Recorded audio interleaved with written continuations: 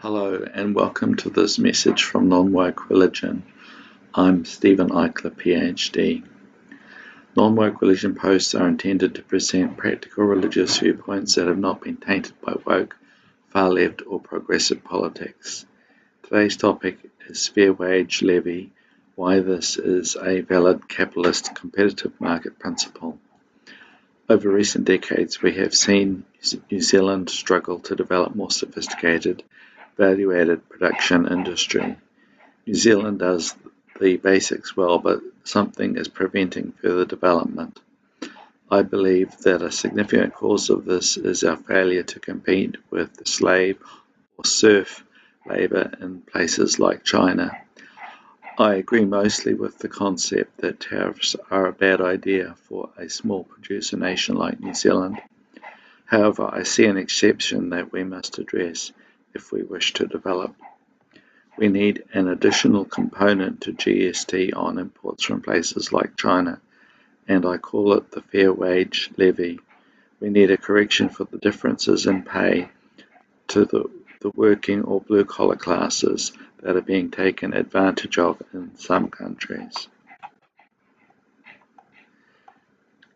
If New Zealand does not adopt a fair pay levy surcharge on GST, we will not be able to compete across a vast range of product categories. Clearly, we can compete with the US without this levy, especially if we convince them that we have similar values and do not have an unfair wage advantage. Due to the need for some austerity, New Zealand has not spent a lot on industry R&D. This has been left to industry itself to do. If New Zealand had more spare cash and didn't have a pressing need to spend more on defence, then it would be highly desirable to develop and transfer technology in conjunction with industry. Though I see a need to penalise nations that underpay their workers, I do not see a need to balance energy costs, as the choice to invoke woke climate change policies that vastly increase the cost of energy is a self-inflicted economic difference or disadvantage. It does not justify this type of remedy. We need a level playing field in terms of wages in order to be able to compete fairly. This approach should not be considered an unfair tactic or an economic fudge, as it is a correction that is clearly justified and vital in order to be able to grow industry into more value-adding and sophistication. Sometimes I hear the argument that New Zealand needs to be technologically far ahead in an area in order to be successful. This offers us only very narrow opportunities, and why should we not be able to compete in more mundane areas and with more everyday type products? I also believe that over time a policy like this could, through these economic signals, eventually result in better pay for the downtrodden workers in these offending nations. Capitalism has given many people around the world better lives than everyone else, and compassionate capitalists care about the downtrodden and those taken advantage of in other places.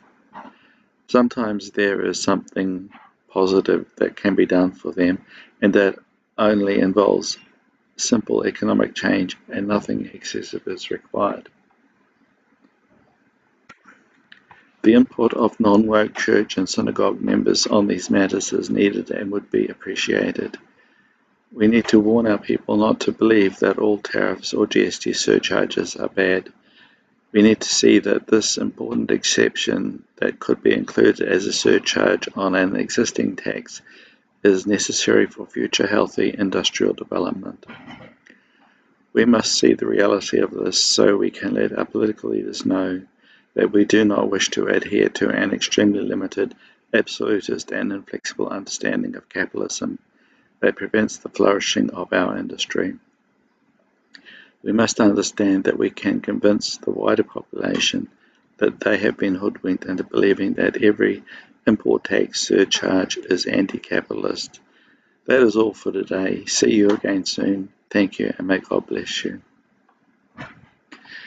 If you wish to make a contribution to this ministry, you can do that through Non-Woke Religion on Give, Send, Go. Thank you. God bless you.